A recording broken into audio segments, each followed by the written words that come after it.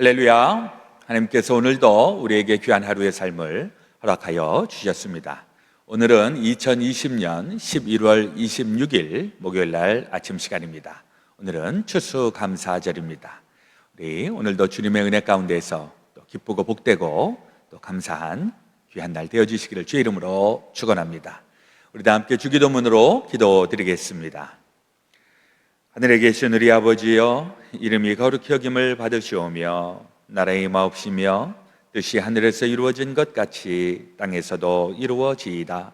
오늘날 우리에게 일용할 양식을 주옵시고 우리가 우리에게 죄 지은 자를 사하여 준 것 같이 우리의 죄를 사하여 주옵시고 우리를 시험에 들게 하지 마옵시고 다만 악에서 구하옵소서. 대개 나라와 군세와 영광이 아버지께 영원히 있사옵나이다. 아멘. 찬송가 322장 세상의 헛된 신을 버리고 함께 부르시겠습니다.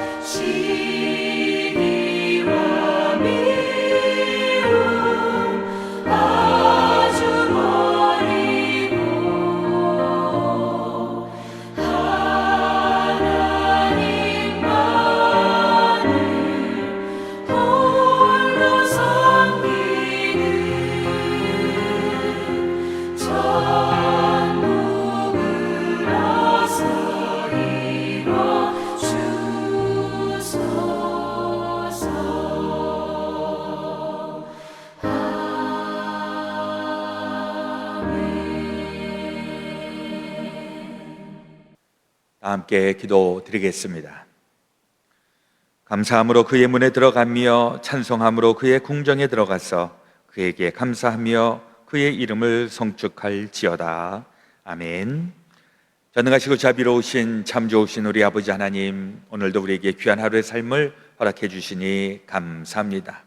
이제 1년이 접어가고 있는 이 11월의 하순에 또 우리 추수감사절을 맞이하면서 금년에 되어진 일들을 회상하며 돌이키며 또 주님께서 베풀어 주신 은혜를 세어봅니다. 우리 어려운 고비들과 또 힘든 그러한 과정들도 있었지만 그럼에도 불구하고 이 자리, 이 시간까지 이르게 하여 주신 것 감사하고, 또 우리의 삶의 터전 가운데 주님 역사하여 주신 것 감사합니다. 또 우리 하나님 말씀하실 때 또 주에게 늘 감사하고 찬송하는 자들에게 또 감사할 일들, 또 찬송할 일들을 주님께서 부여해 주신다는 것 기억하면서 주여 항상 기뻐하고 또 쉬지 아니하고 기도하며 범사에 감사하는 삶으로 날마다 이루게 하여 주옵소서. 오늘도 예레미야 애가에 있는 말씀을 통하여 2500년 전 있었던 그 일들, 그러나 오늘날 우리 가운데도 여전한 하나님의 영원한 말씀으로 저희들 받사오니 하나님 역사하여 주시고 또 하나님의 말씀의 은혜와 진리와 또 생명을 베풀어 주시옵소서. 오늘 되어질 모든 것 주님 앞에 온전히 의지하오며 우리 구주 예수 그리스도의 이름으로 기도드렸사오나이다. 아멘. 오늘 우리에게 주시는 하나님의 말씀, 예레미야 애가 2장 1절에서부터 10절 말씀이십니다.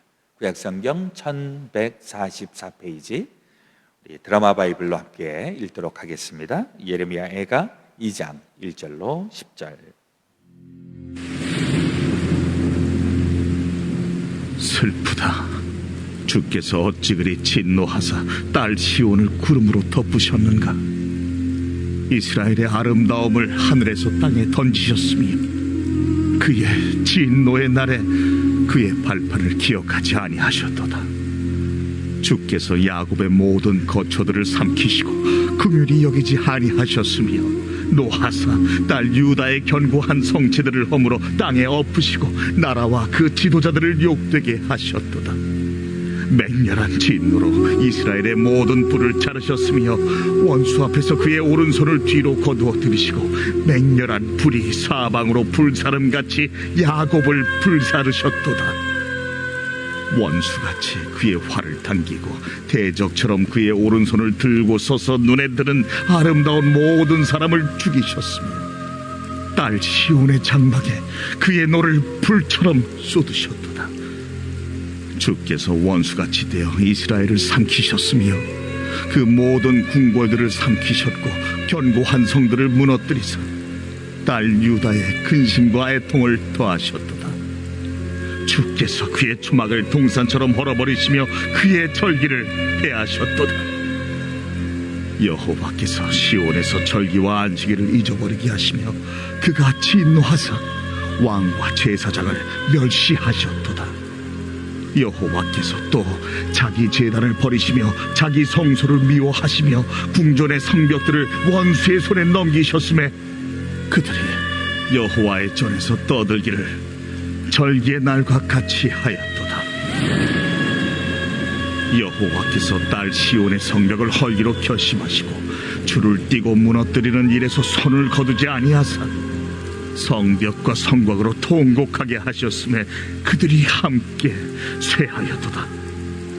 성문이 땅에 묻히며 빗장에 부서져 파괴되고 왕과 지도자들이 율법 없는 이방인들 가운데에 있으며 그 성의 선지자들은 여호와의 묵시를 받지 못하는도다. 딸 시온의 장로들이 땅에 앉아 잠잠하고 티끌을 머리에 덮어쓰고 굵은 배를 허리에 둘렀으며 예루살렘 처녀들은 머리를 땅에 숙였도다. 오늘 우리에게 주시는 하나님의 말씀이십니다. 오늘 우리 추수감사절을 맞이하였는데 예년과는 다른 추수감사절을 지나게 되겠습니다.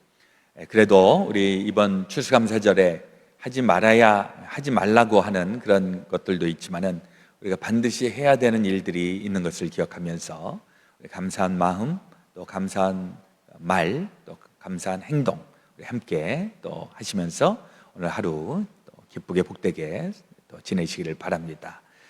오늘 우리 가정 예배서 추수감사절 가정 예배서 우리 교회 웹사이트에 들어가서 보시면은 담임 목사 칼럼 그 부분에 보시면은 오늘 가정 예배서가 있습니다. 그걸 클릭을 하셔서 우리 자녀들하고 같이 예배 드리시면 되겠습니다.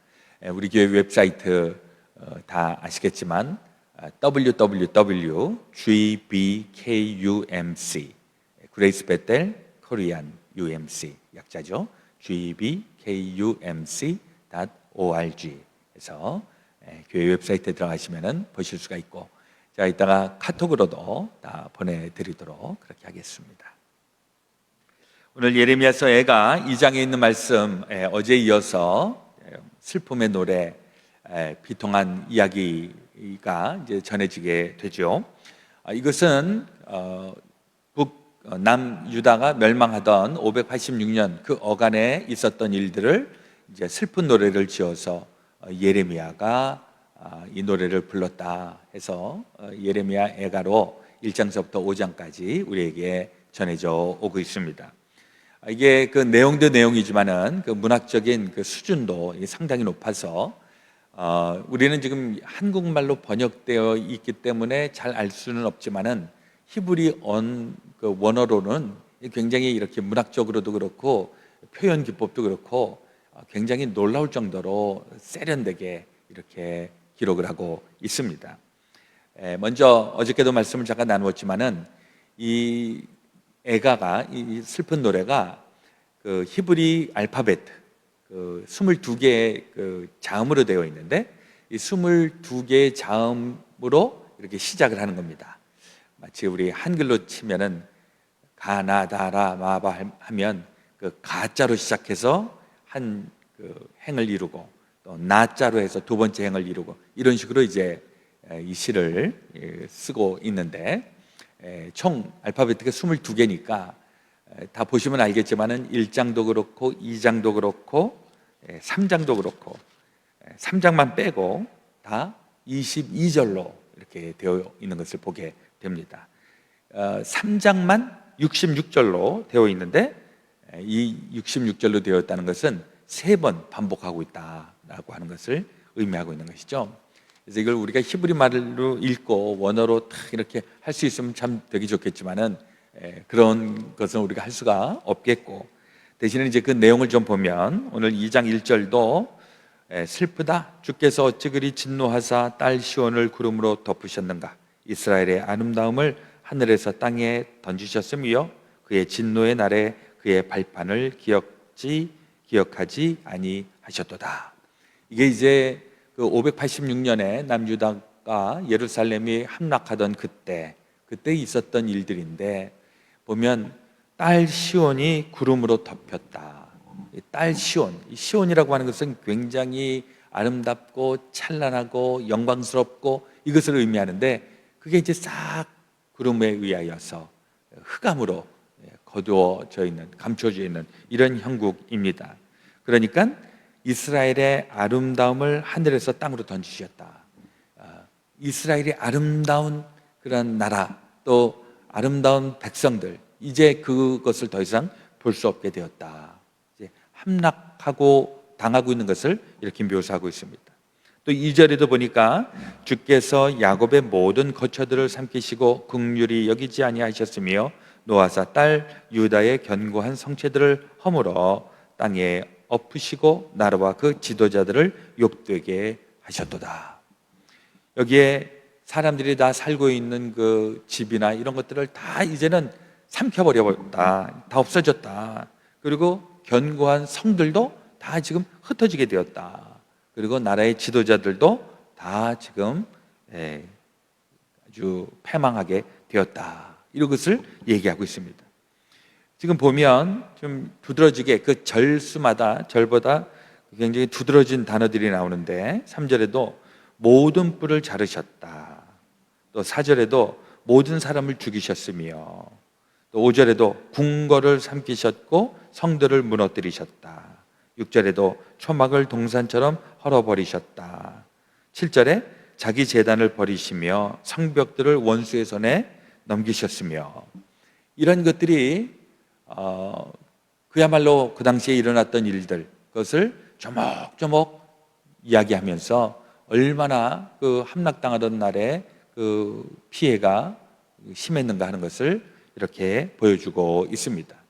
이 예레미야서를, 애가서를 쭉 읽다 보면 욥의 그 고난의 모습도 이렇게 떠오르게 됩니다. 욥이라고 하는 사람도 어느 날 갑자기 뭐 엄청난 재난과 고난 찾아오면서 그 개인에게 엄청난 그런 피해가 있게 되는 그때, 그런데 이 예레미야 애가는 욥기와 같으면서 다른 부분은 고난은 같고 패망과 같은 아주 황폐해지는 이런 일들이 있는데, 욥은 개인적인 그런 고난이었다면 이 예레미야 애가는 국가적인 재난과 또 국가적인 패망의 모습들, 이것을 지금 소개하고 있습니다. 여기도 보니까 처음에는 백성들이 그렇게 어려움을 당하다가 이제는 전체 지도자들이 다 망하다가 성들도 불타고 뭐 다 망가지고, 그리고 7절에 보면 여호와께서 또 자기 제단을 버리시며 자기 성소를 미워하시며 궁전의 성벽들을 원수의 손에 넘기셨으며 그들이 여호와의 전에서 떠들기를 절기의 날과 같이 하였도다. 마지막에 하나님의 성전까지도 완전히 다 망가져버리는 이러한 점점 강도가 세지는 이런 모습을 보게 됩니다. 사실 예루살렘 성전이라고 하는 것은 이스라엘 사람들에게 있어서는 그 무엇으로도 바꿀 수 없는 하나님께서 임재하시는 곳, 하나님께서 우리를 보호해 주시는 곳, 이렇게 생각하고 있었는데 그것이 부서져 버리고 망가져 버리는, 사실 여기에서 이스라엘이 이제 더 이상 희망이 없어 보이는 이러한 형국에 이르게 됩니다. 그리고 이제 또 15절에 보니까 모든 지나가는 자들이 다 너를 향하여 박수치며 딸 예루살렘을 향하여 비웃고 머리를 흔들리며 말하기를 온전한 영광이라 모든 세상 사람들의 기쁨이라 일컫던 성이 이 성이냐 하며, 지나가던 사람들이 예루살렘을 보고 비웃고 조롱하고 하는 이런 모습들도 나오게 됩니다. 뿐만 아니라 또 20절 이하에도 보면 여호와여 보시옵소서, 주께서 누구에게 이같이 행하셨는지요. 여인들이 어찌 자기 열매 곧 그들이 낳은 아이들을 먹어오며 제사장들과 선지자들이 어찌 주의 성소에서 죽임을 당하오리까. 성내에 사람들이 제정신이 아닌 것입니다. 먹을 것이 없고 굶주려 있으니까 그야말로 아기를 잡아먹는 이런 엄청난 비극적인 일들도 있고, 21절에 늙은이와 젊은이가 다 길바닥에 엎드려져 싸우며 내 처녀들과 내 청년들이 칼에 쓰러졌나이다. 주께서 주의 진노의 날에 죽이시되 국률이 여기지 아니하시고 도륙하셨나이다. 이 성 안에 있는 나이가 있는 사람들이든 젊은 사람이든 다 지금 사라져 버리는 겁니다. 이 늙은이와 젊은이로 상징되는 것은 무엇입니까? 늙은이는 과거에 있었던 일들, 영광, 과거의 경험이 다 없어졌다. 젊은이들 미래, 소망, 이게 다 지금 땅에 엎드려져 버렸다. 이걸 의미하고 있는 것이죠. 하나님께서 심판하시던 그날에, 예루살렘이 함락당하던 그날에 이런 엄청난 비극적인 일들이 일어났음을 이 2장에서 이야기하고 있습니다. 전혀 소망이 없습니다. 이제는 완전히 이 패망에 의하여서 삼키움을 받는 이 과정 속에 있었습니다. 여기까지만 우리가 보면, 2장만 보면 우리는 정말 답이 없는 것입니다. 이 인생이 망하면 끝나는 것이로구나. 아무리 찬란해도 이제는 죽으면 끝나는 것이로구나. 이렇게밖에 보이지 않는다는 것이죠. 그래서 2장에서 멈춰주면 안 되는 겁니다. 이제 3장, 4장, 5장으로 나가야 하는데, 결국 하나님께서 이 죽은, 망한, 또 완전히 사라져버린 이 나라를 다시 세워주시는 거기까지 가야 하는데, 물론 이 패망의 원인이 어디에 있는가, 멸망의 원인이 어디에 있는가, 하나님의 백성이 하나님의 뜻대로 살지 않은 것에 대한 이런 불순종, 하나님에 대한 그 거역, 이런 것들로 인하여서 이런 결과들이 맺혀졌기 때문에 할 말이 없다는 겁니다. 그럼에도 불구하고 하나님의 놀라운 패러독스, 역설이 있는데, 패망했는데, 사라져버렸는데, 죽어버렸는데 여기에 다시 생명의 역사를 이루어 가신다. 이게 지금 기독교의 정말 놀라운 신비로운 일이라고 하는 것입니다. 사실 어저께도 말씀을 좀 나눴지만은, 하나님께서 구원을 베푸실 때 하나님의 구원은 어떤 대상자가 잘했기 때문이 아니라 무조건 하나님의 전적인 능력으로, 하나님의 마음대로 살려주신다. 이게 이제 이 기독교 역사 속에서 늘 경험되고 또 고백되어지는 것입니다. 성 어거스틴 같은 경우에도 보니까 그 고백록 같은 데서 자기는 완전히 망가졌고 정말 세상에서 비참했고 정말 엉망진창이었던 인생. 근데 하나님이 만나 주셔서, 하나님이 나를 건져 주셔서, 그래서 하나님의 전적인 은혜를 이야기하게 됩니다. 우리 크리스찬들에게는 이런 전적인 은혜에 대한 고백이 있을 수밖에 없다는 것이죠. 그때에 가장 그 중요한 전제 조건이 무엇인가 조금 살펴보면 18절에 보면 그들의 마음이 주를 향하여 부르짖기를 딸 시온의 성벽아 너는 밤낮으로 눈물을 강처럼 흘릴지어다. 스스로 쉬지 말고 내 눈동자를 쉬게 하지 말지어다. 너는 여호와께 부르짖어라. 여기에 이제 두 가지 의미가 좀 담겨져 있는 것 같습니다. 하나는 지금 막 망가지고 있으니까 네가 지금 할 게 뭐가 있냐, 그냥 하나님한테 부르짖기라도 해라 라고 하는, 이게 약간 좀 조롱이 섞인 말이기도 하지만은 그러나 이것으로 인하여서 진짜 하나님을 붙잡는 이중적인 의미를 담고 있습니다. 19절에도 보니까 초저녁에 일어나 부르짖을지어다. 내 마음을 주의 얼굴 앞에 물쏟듯 할지어다. 갓길 어귀에서 주려 기진한 내 어린 자녀들의 생명을 위하여 주를 향하여 손을 들지어다 하였도다. 이것도 역시 이중적인 의미를 가지고 있습니다. 이것을 니네들 지금 소망이 없지 않냐? 한번 해봐라. 하나님한테 부르짖어 봐라. 이렇게 비아냥거리는 인간들이 있는가 하면 이 말씀을 붙잡고, 그래, 내가 하나님을 붙잡고 이겨나가야지 이러면서 절망의 한복판, 망하는 한복판 가운데서 하나님 앞에 부르짖고, 하나님 앞에 초저녁에 부르짖고, 이런 과정을 통해서 하나님의 구원이 서서히 이제 일어나기 시작한다는 것입니다. 사실 우리 안에서도 우리가 좀 믿을 만한 구석이 있으면은 그거를 좀 의지하려고 합니다. 그래서 오죽하면 그냥 물에 빠진 사람 지푸라기라도 붙잡으려고 한다, 이런 거.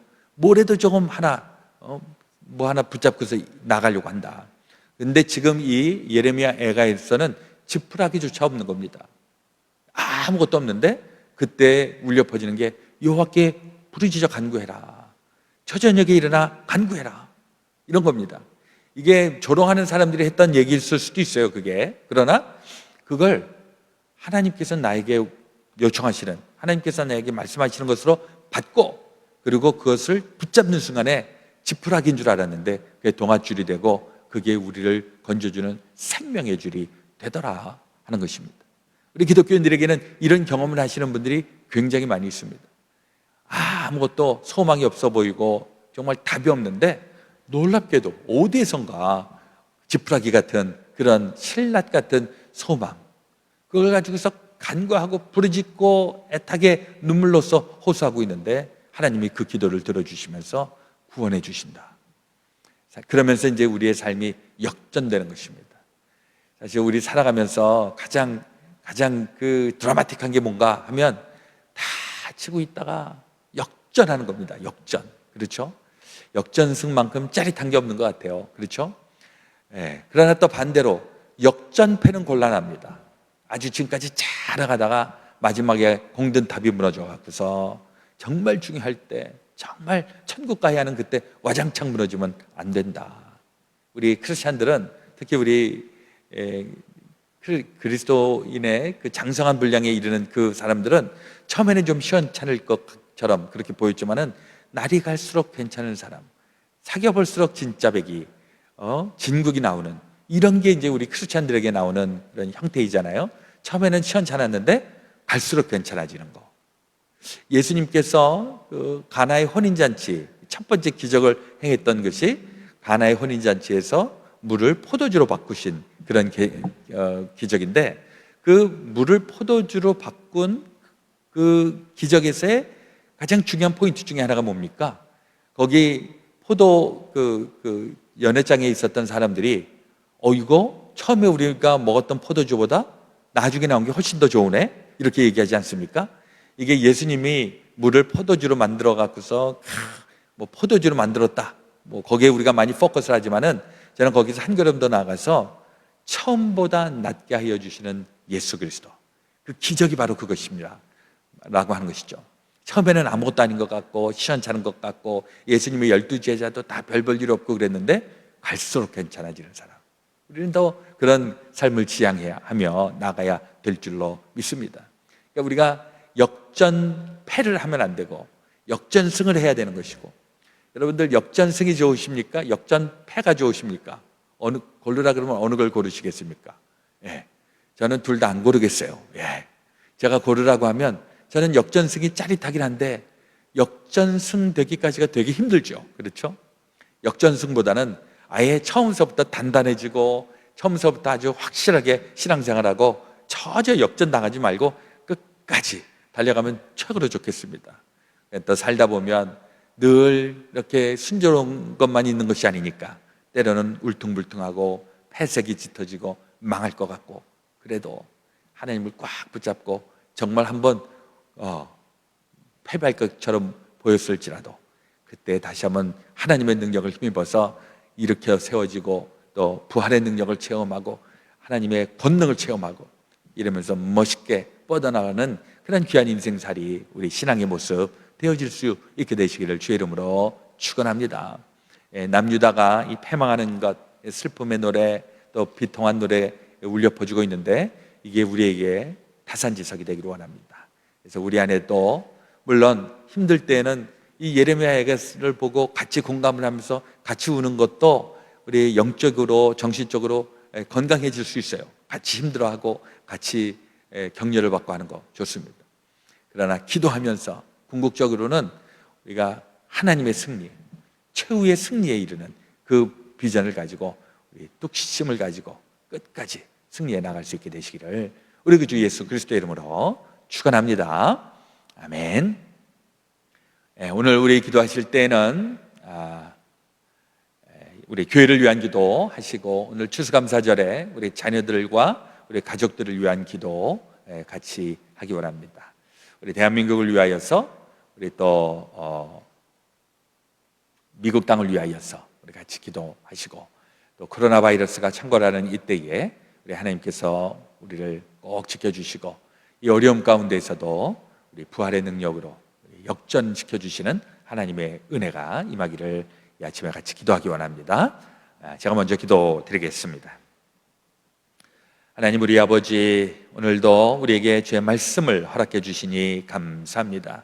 예레미야 에갓을 통해서 그 망하는 나라의 그 힘들었던 삶의 모습들 바라보면서 혹 우리 가운데에서도 힘들고 어렵고 고통스러울 때에 이 애가의 노래가 울려 퍼질 때가 있습니다.